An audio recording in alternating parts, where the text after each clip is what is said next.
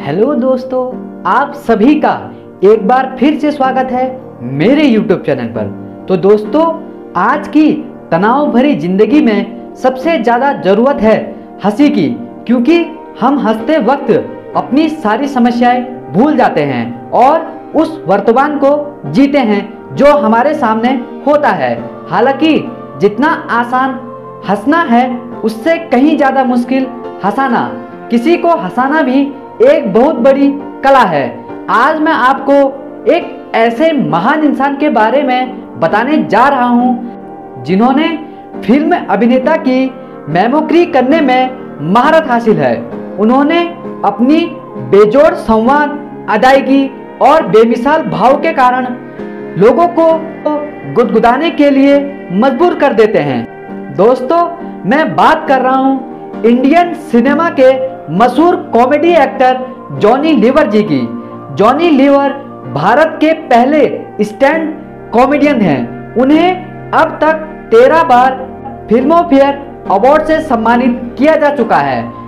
Johnny liver Bollywood में अभी तक 350 से अधिक फिल्मों में काम कर चुके हैं। आइए उनकी कहानी, उन्हीं की जवानी सुनते हैं। तो वीडियो स्टार्ट करते हैं। मैं जॉनी लीवर, मेरा असली नाम जॉन राव है। मैं आंध्र प्रदेश से हूँ। मेरे माता पिता बहुत पहले मुंबई आ चुके थे। मैं मुंबई में धारावी माटुंगा लेबर कैंप में रहता था।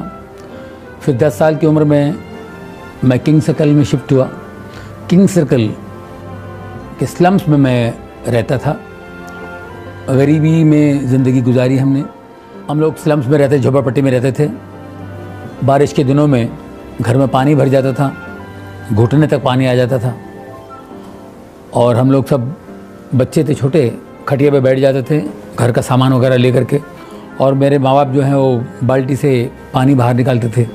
तो घर पूरा पानी से भरा हुआ था और मैं ऊपर खटिया पे खड़ा होकर के छोटा सा बर्तन लेके, तो ऊपर से भी पानी टपकता रहता था। तो वो पानी को पकड़ने की कोशिश करता था, खामा खा बैठे बैठे टाइम पास करने के लिए।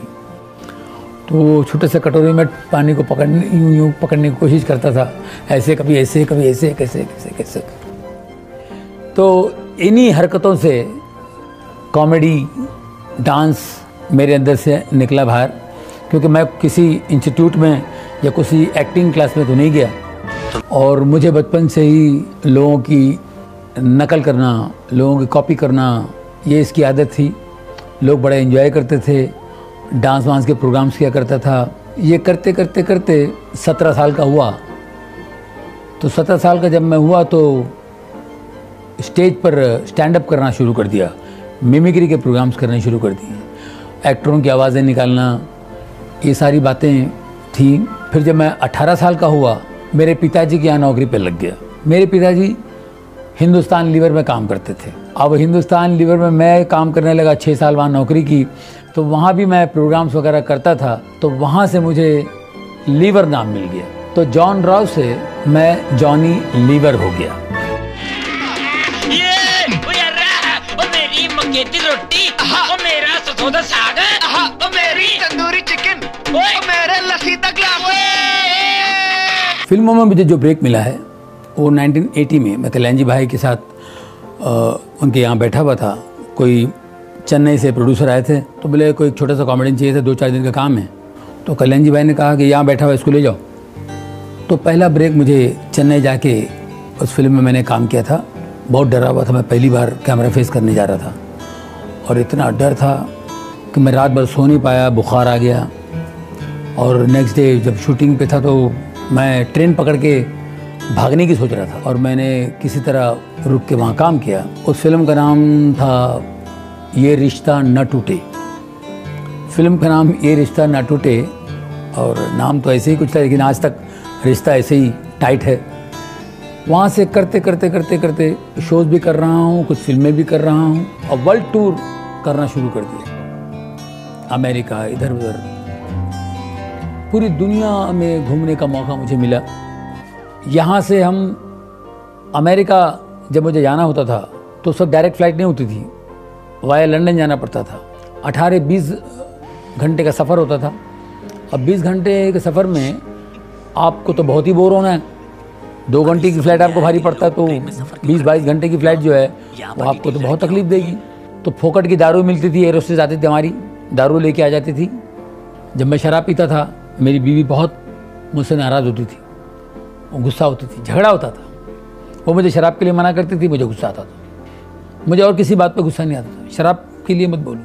मैं बचपन से मेहनत करके अपने आप में मैं खड़ा हूँ, मेहनत करके कमा के अपने बलबूते पे खड़ा हूँ।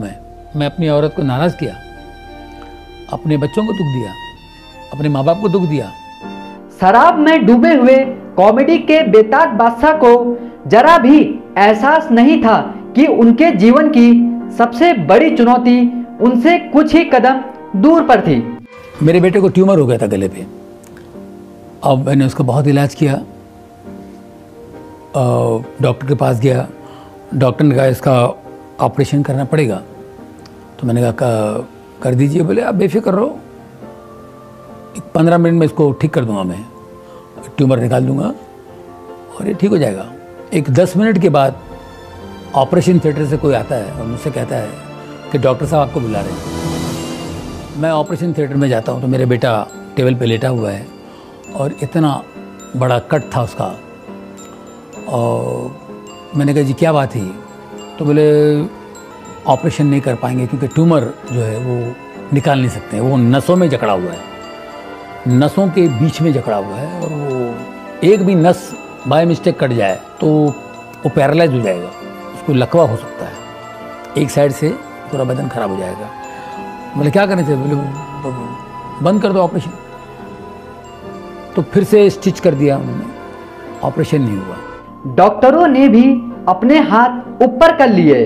जॉनी के सामने अपने इकलौते बेटे की जिंदगी का सवाल था। अब वो जो ट्यूमर है इतना सा था, वो इतना बड़ा हो गया 2 साल में। हमने होम्योपैथी, आयुर्वेदिक बहुत सा इलाज किया, कुछ नहीं, वो ट्यूमर इतना बड़ा हो गया। अब वो ना उससे ठीक हो रहा है आयुर्वेदिक से या होम्योपैथिक से, और ऑपरेशन के लिए भी नहीं जा सकते। 2 साल गुजर गए। पहला ऑपरेशन 2000 में था, अब ये 2002 तक का कुछ नहीं हुआ। हमने बहुत से बाबाओं के पास गए, स्वामियों के पास गए, कुंडली जो भविष्यवाणी करते हैं उनके पास गए, ये सब चीज़ें हुई। बच्चे के लिए इकलौता बेटा है, इसके लिए जो जहाँ बोले वहाँ जाते थे। उन सब ने कहा कि ऑपरेशन के लिए मत जाना, ऑपरेशन मत कराना, बच्चा चला जाएगा। और एक कुंडली वाला ने तो कहा था कि 2002 तक ही आपका बच्चा है, इसके बाद आपका बच्चा नहीं है। जब बाबा और तांत्रिक भी काम ना आए तो जॉनी ने खुद को असहाय पाया, क्योंकि उनकी सारी दौलत और शोहरत उनके बच्चों को नहीं बचा पा रही थी। अब बच्चे से मैंने कहा देख बेटा, अभी मैं कुछ नहीं कर सकता हूँ, तुम्हें और कोई चीज़ चाहिए मैं तुम्हें दे सकता हूँ, ये उसका काम है, मैं नहीं कर सकता हूँ। मेरे बच्चे को हर प्रेयर मीटिंग में हम ले जाते थे, कहीं से इसको हीलिंग मिल जाए। बहुत से लोग प्रेयर प्रार्थना करते थे ये ट्यूमर निकल जाएगा, इसके गले पे ये ट्यूमर नहीं होगा। हमने कहा जी जी जी जी, लेकिन 2 साल तक हमने देखा कुछ नहीं हुआ। एक बार हम लोग अमेरिका गए थे, अमेरिका वगैरह घूम फिर के निकले। अब एक संडे हम लोग चर्च में गए, तो वहाँ मैं प्रेयर के लिए खड़ा था। जो पास्टर की नज़र पड़ी मेरे बेटे के ट्यूमर पे, तो मैंने कहा जी ये ट्यूमर है। उन्होंने कहा इसको ले जाओ, न्यूयॉर्क में एक हॉस्पिटल है स्लॉन कैटरिंग, उसमें ले जाओ, ये ठीक हो जाएगा, इसको खुदा ठीक करेगा, तुम खुदा के घर में हो, God is going to heal him, take him to Sloan Kettering hospital, it's a good hospital, God is going to heal him, God is going to heal him. तो 2-3 बार उन्होंने बोला God is going to heal him. मैंने कहा जी जी जी। मुझे बहुत अच्छा लगा। उन्होंने ये नहीं कहा कि हॉस्पिटल बहुत अच्छा है, वहाँ के डॉक्टर बड़े अच्छे हैं, डॉक्टर्स आपको ठीक करेंगे, डॉक्टर का नाम नहीं लिया, इसको ले जाओ, God is going to heal him. वो बात मुझे टच कर गई। क्या हम हमारी चंगाई के लिए परमेश्वर पर भरोसा कर सकते हैं? मैं बिल्कुल नरक में था, गलतियों में था, पाप में था। क्या आप मेरी प्रार्थना परमेश्वर सुनते हैं? और इतना बड़ा चमत्कार हो सकता है। मेरी बात ऐसे खड़ी थी, मैं भी खड़ा था, मैं तुरंत घुटने टेका और उधर ही प्रार्थना शुरू की। मैंने कहा परमेश्वर यीशु के नाम से मुझसे बात कर, मुझे बता कि मैं ऑपरेशन के लिए जाऊंगी। और मुझे आवाज़ आई, जा बेटा जा, ऑपरेशन कर, डर मत, मैं तेरे साथ हूँ। मेरा बदन पूरा ऐसा चल रहा था। मैंने वाइफ से कहा मुझे आवाज़ आई, मुझे ऑपरेशन करो, ऑपरेशन के लिए जाओ। तो मेरी वाइफ ने एग्री की, ठीक है। हम लोगों को डर था तो पैरालाइज होगा, आंखों की रोशनी कम होगी, लेफ्ट हैंड बिल्कुल 100% पैरालाइज होगा। हम भी बहुत प्रार्थना में थे। अब सिर्फ हमने परमेश्वर पर विश्वास करके ये तय किया था कि ऑपरेशन कर लिया जाए। अब ऑपरेशन के दिन 3 घंटे का ऑपरेशन था और मेरा बेटा ऑपरेशन थिएटर में था। 3 घंटे के बाद मेरा बेटा बाहर आया। हम लोगों को डर था, जैसे कि यहाँ उन्होंने कहा था कि पैरालाइज होगा, आंखों की रोशनी कम होगी, लेफ्ट हैंड बिल्कुल 100% पैरालाइज होगा। लेकिन मेरा बेटा 3 घंटे बाद जब बाहर आया, अपने लेफ्ट हैंड से बोला, daddy I am absolutely all right. बिल्कुल ठीक था। 11:30 बजे वो बाहर आया और 12:30 बजे वो वीडियो गेम खेल रहा है। बिल्कुल कोई प्रॉब्लम नहीं। और ये चमत्कार कोई मजाक नहीं है, कोई मामूली चमत्कार नहीं है। इसको मैं इजी नहीं दूंगा। जिस दिन मेरा बच्चा ठीक हुआ, उसका ऑपरेशन बिल्कुल सही तरीके से हुआ, उसको जब चंगाई मिली, मेरी ज़िंदगी बदल गई। अब इसके लिए मुझे दारू छोड़ना पड़ेगा, सिगरेट छोड़नी पड़ेगी। वो तो मैंने सोचा कि भाई ज़िंदगी में बदलाव तो आने चाहिए, तो ये सारी चीज़ें छोड़ दूँ, शराब, सिगरेट, ये वो। मैंने सारी चीज़ें छोड़ दी। बारिश के मौसम में बहुत तकलीफ होती थी, मुझे तलब आती थी, लेकिन मैं प्रार्थना करता था कि परमेश्वर मुझे शक्ति दे, यीशु मुझे ताकत दे, मैं नहीं हाथ लगाऊँ इसको। कोई कहता है कि वाइन तो पी सकते हैं, मैं वाइन भी नहीं पीऊँगा, मैं टच ही नहीं करूँगा, कोई चीज़ नहीं पीऊँगा। जब परमेश्वर की रोशनी आती है तो एक ताकत आती है आपके अंदर, और उस ताकत से आप इन चीज़ों को फॉलो कर सकते हैं, इस मार्ग पे चल सकते हैं। हम अपने गलतियों से सीखते हैं, गलतियों से ही हम सीखते हैं, मगर गलती का पता चले तब ना। दोस्तों, जब मेरी ज़िंदगी में रोशनी आई तो सबसे पहले मैंने अपनी बीवी से माफ़ी मांगी, क्योंकि मेरी बीवी बहुत परेशान थी मुझसे। मैंने उससे बहुत बार, एक बार नहीं कई बार माफ़ी मांगी, बार बार याद आता था। जब भी याद आया माफ़ी मांगी, जब भी याद आया माफ़ी मांगी। मेरी वाइफ बोलती है, अरे ख़त्म हो गया, अभी फिनिश, आप ऐसा मत कीजिए, अभी आपने इतना, आप में चेंज आ गया और आपने इतना कर दिया कि वो पूरा वसूल हो गया है। मेरी ज़िंदगी में इतना बदलाव आ गया है। 2002, आज 2013 है, 11 साल हुए। बहुत कुछ करके, इतना कुछ कमा के, नाम कमा के, पैसे कमा के, शांति नहीं थी। और मैं बीच में 10 साल काम नहीं किया, इनकम बिल्कुल नहीं था, लेकिन मैं शांति से था, पहले से ज़्यादा शांति। मेरी औरत बोलती है, आप कमाते नहीं, फिर भी हम लोग हंस रहे हैं, एंजॉय कर रहे हैं, प्रभु की स्तुति कर रहे हैं, प्रभु का धन्यवाद कर रहे हैं और खुश हैं। तो ये दौलत जो है, ये दौलत हर एक की ज़िंदगी में चाहिए। वीडियो पसंद आए तो लाइक कीजिए, सब्सक्राइब कीजिए और हमारे चैनल के साथ बने रहिए।